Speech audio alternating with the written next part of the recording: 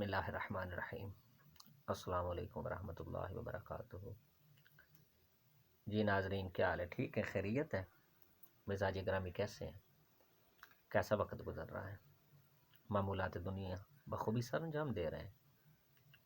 چلیں، آپ جہاں جہاں سے مجھے سن رہے ہیں اور دیکھ رہے ہیں، اللہ کریم آپ کو خوشیوں بھری زندگی سے نوازے، آپ کے ماتھے پہ کبھی غم کا شکن نہ آئے، آپ کے ہونٹ ہمیشہ تبسم اور مسکراہٹیں بکھیرتے رہیں۔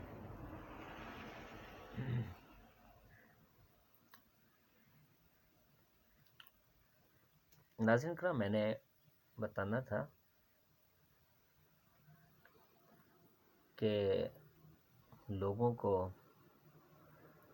ہمارے جو نظام ہے نا انصاف کا، جس طرح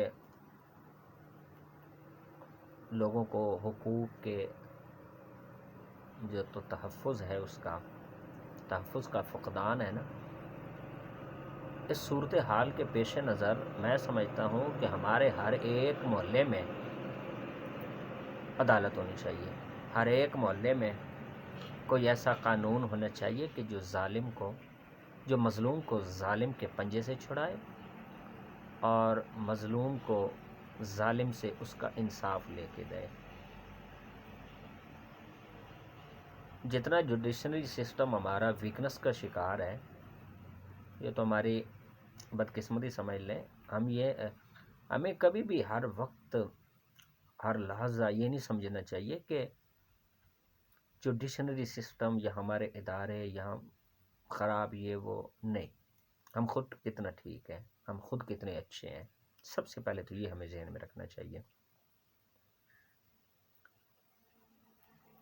پھر ہمیں دوسروں پہ تنقید کرنی چاہیے۔ ہم خود اپنے آپ کو کتنا جو ہے نا کتنا باعزت شہری بنائے ہوئے ہیں، کتنا ذمہ دار بنائے ہوئے ہیں، ہم اپنے آپ کو کتنی عزت، ہم اپنے آپ سے کتنا مخلص ہیں، اپنے اہل خانہ سے کتنا مخلص ہیں، اپنے علاقے کے لوگوں سے، اپنے خاندان سے، اپنے رشتہ داروں سے کتنا مخلص ہے۔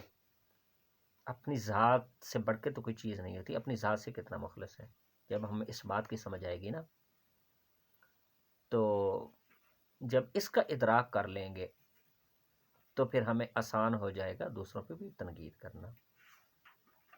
جب ہم دوسرے کے حقوق کو مد نظر رکھیں گے تو اگر وہ کم ظرف نکلا مد مقابل کہ جس کے حقوق کا آپ نے تحفظ کیا، اس نے اگر آپ کے حقوق کا کم ظرفی کی بنا پہ تحفظ نہ کیا، تو معاشرہ بھی ہے، لوگ بھی ہیں، اہل علم بھی ہیں، نظر بصیرت رکھنے والے بھی ہیں، باقی لوگ بھی ہیں۔ سب سے بڑھ کے خالق کائنات ہے اللہ۔ وہ ہر لحظہ، ہر وقت، ہر موومنٹ، ہر لمحہ آپ کے ساتھ ہے۔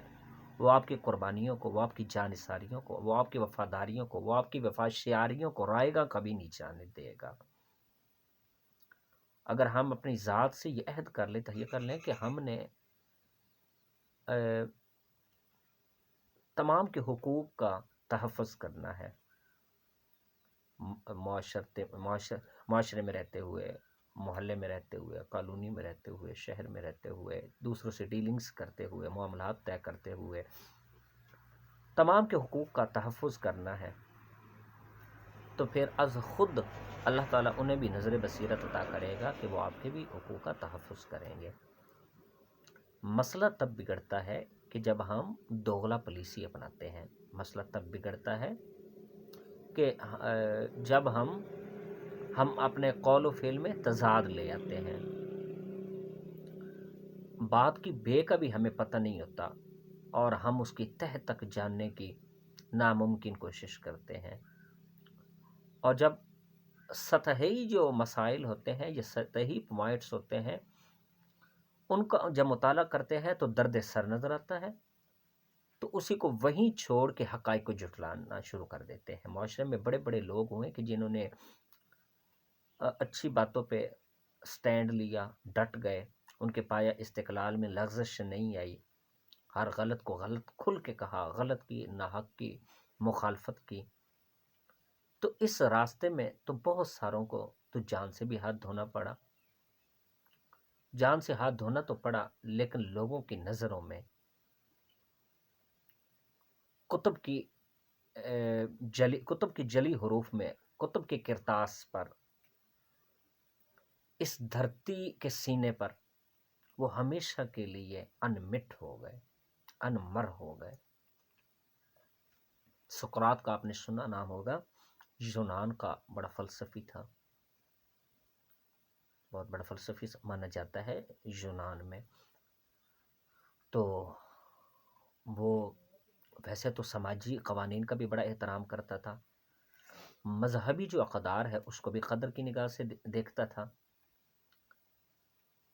لیکن جو حاسدین تھے، جو اس کی تہ تک نہیں جانا چاہتے تھے، یا وہ لوگ جن کو اپنے اس کے ایجنڈے سے اپنے مفادات کو جو ہے نا خطرات تھے، ان کے مفادات کو اپنے مفادات کو وہ خطرات سمجھتے تھے، اس کے ایجنڈے کی وجہ سے انہوں نے کبھی بھی ہاں میں ہاں نہیں ملائی، انہوں نے ہمیشہ جھٹلایا۔ حاسدین جو تھے، ناقدین جو تھے، انہوں نے معاملے کو چڑھایا بڑھایا، الزامات کی بچھاڑ شروع کر دی، معاملہ بادشاہ کے گوش گزارا، بادشاہ کے حاضر ہوئے، کہا کہ یہ وہ ہے جی جو ہمارے دیوتاؤں کو برا کہتا ہے، الگ خدا کا تصور پیش کرتا ہے اور ہمارے لوگوں کو گمراہ کر رہا ہے، ہمارے جوانوں کو گمراہ کر رہا ہے۔ جب یہ بات ہوئی تو پوچھا گیا تو سقراط کے سوالات کے جواب تو کوئی بھی نہیں دے سکا، کیونکہ وہ تمام کے تمام سطحی خیالات کو جانچنے کے عادی تھے، نظر بصیرت سے وہ کہہ لیں کہ قاصر و محروم تھے، گہرائی تک جانا وہ بزدلی سمجھتے تھے، کسی بھی بات کو درد سر بنا لیتے تھے، کسی تحقیق کے میدان میں اگر کود پڑتے تو وہ تحقیق کا میدان انہیں موت کا اکھاڑا نظر آتا تھا، برگشتہ ہو جاتے تھے، محنت سے بھاگتے تھے، دماغی صلاحیتوں کا انکار کرتے تھے، ضمیر فروش تھے۔ ان لوگوں نے بادشاہ کو بھڑکایا اور آپ کے خلاف مقدمہ، سقراط کے خلاف مقدمہ دائر ہوا۔ تو کیا ہوا، اس کے جوابات تو کوئی نہ دے سکا بھرے دربار میں، تو حاسدین کی الٹا تعداد میں اضافہ ہو گیا۔ انہوں نے ایک نئی ترکیب سوچی کہ ایک آدمی کو، ایک جوان کو تیار کیا۔ انہوں نے کہا کہ آپ نے بادشاہ کے یہ بات گوش گزارنی ہے کہ اس نے مجھے ورغلایا اور اس نے مجھے خراب کیا، اس نے مجھے میرے جو ہے نا جو یعنی ہمارے نوجوانوں کو یہ گمراہ کر رہا ہے، جس میں سب سے پہلے اس نے مجھے ایک ایسے خدا کا تصور دیا کہ جو وہ نظر ہی نہیں آتا، گمراہ کرتا ہے۔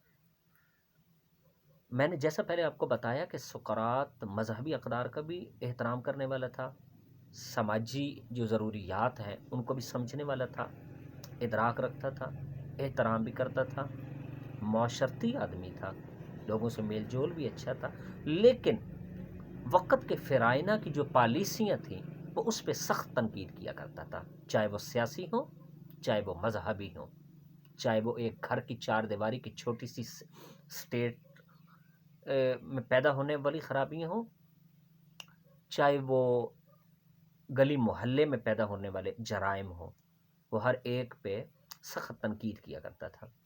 یہ اس کی کمزوری تھی، یہ اس کا جرم تھا۔ تو عدالت نے شرائط رکھی سقراط کے سامنے، کہا کہ آپ جو ہے نا یہ شہر چھوڑ دیں، یہ زہر کا پیالہ پی لیں۔ آپ کے جو شاگرد تھے، تلامذہ تھے سقراط کے جو شاگرد تھے، چاہنے والے تھے، انہوں نے جو جیل کے حکام تھے ان کو رشوتیں بھی دیں اور پابند کیا، آپ کو سقراط کو تمام قسم کی جو ہے نا سہولیات سے نوازا جائے، ہر چیز دی جائے۔ تو سقراط کو یہ بھی کہا گیا کہ ہم نے جو جیلر حکام ہیں نا ان سے رابطہ کیا ہے، وہ آپ کو فرار کرا دیں گے، لیکن سقراط جو تھا وہ قانون شکنی بھی نہیں کرنا چاہتا تھا۔ کتابوں میں بڑا نفیس قسم کا اسے پیش کیا گیا ہے، جیسا کہتے ہیں، واللہ عالم، تو بڑا نفیس قسم کا تو وہ قانون شکنی بھی نہیں کرنا چاہتا تھا۔ تو اس نے کیا کیا، تو وہ جو دوسرے لوگ تھے انہوں نے وہ بڑا کہتے تھے، بلکہ جو جیلر تھا جو تھانے دار تھا وہ بھی اس بات پہ جو ہے نا بڑا حیران تھا. تھانے دار کے علاوہ جو اس کی شخصیت سے متاثر ہو گیا تھا، بہت زیادہ سقراط کی شخصیت سے متاثر ہو گیا تھا، اس کے علاوہ تھانے کے جو جتنے لوگ تھے جو اس کی پوائنٹ آف ویوز کو سطحی سمجھ کر چھوڑ دیتے تھے، مغز ماری نہیں کرتے تھے، تہ تک نہیں جاتے تھے کہ وہ کہنا کیا چاہتا ہے، اس کو جو ہے نا وہ سارے کے سارے جیلر جو تھا، تھانے دار جو تھا، اس کے علاوہ وہ سارے کے سارے چاہتے تھے کہ اس کو سزا ہو سقراط کو. تو اب سقراط نے کیا کیا؟ سقراط نے بادشاہ کی طرف سے بطور سزا پنشمنٹ زہر کا پیالہ پی لیا. لیکن متعصب ظالم فرائنہ قسم کے لوگ، حاسدین، حقائق کو جھٹلانے والے، ان کے آگے سر تسلیم خم نے کیا، مرنا پسند کیا.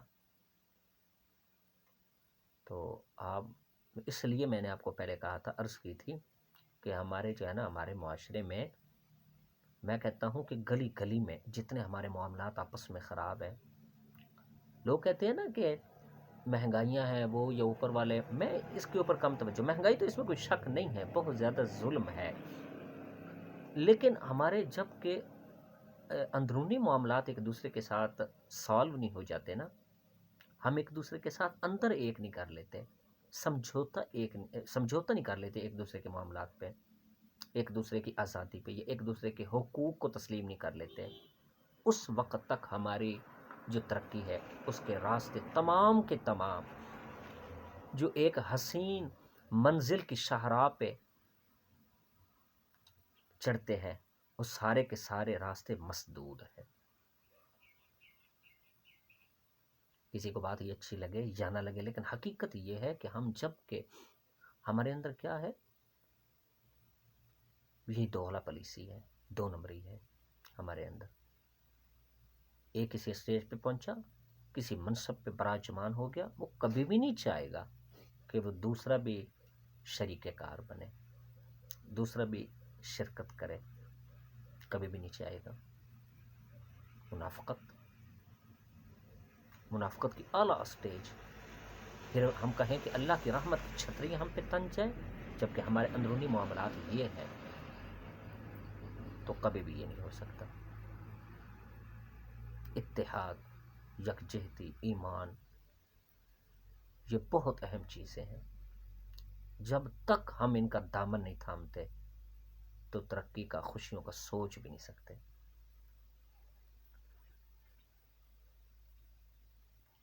تو یہ ہے کہ ہم حقائق کو جھٹلا دیتے ہیں، ہم حقیقت کو جھٹلا دیتے ہیں. جو سچ بولتا ہے اسی کی آواز کو ہمیشہ کے لیے بند کر دیا جاتا ہے. سوال کرنے والا کو بجائے جواب دینے کے سوال کرنے والوں کو اٹھا لیا جاتا ہے. تو یہ ہمارے المیہ ہے. یہ ہم جب تک ہم ایک ہجوم سے قوم نہیں بن جاتے، ایک دوسرے کے حقوق کو تسلیم نہیں کر لیتے، تو یہیں رہیں گے، کچھ بھی نہیں ہونے والا. سقراط نے، اس کی یہ مثال ہمارے سامنے ہے، اس نے مرنا پسند کیا، زہر کا پیالہ پی لیا، لیکن متعصب ظالمانہ جو پالیسیاں تھیں ان کے آگے اور ان لوگوں کے آگے جو پوائنٹس آف ویوز ولگر قسم کا رکھتے تھے، غاصبانہ رکھتے تھے، جاہلانہ رکھتے تھے، جو پالیسیاں تھی حکومت کی، جو اس وقت کے جو سرکردہ لوگ تھے ان کے خیالات تھے صرف اپنے مفاد کی خاطر، ان کے آگے سر تسلیم خم نے کیا، مرنا پسند کیا. کئی راستے تھے سقراط کے پاس، بھاگ بھی سکتا تھا، شہر بدر بھی ہو سکتا تھا، یہ بھی اس کی جو شرائط دی گئی تھی اس شرط میں یہ بھی تھا کہ آپ شہر بدر آپ کو کر دیا جائے، آپ اس شہر میں نہیں رہ سکتے.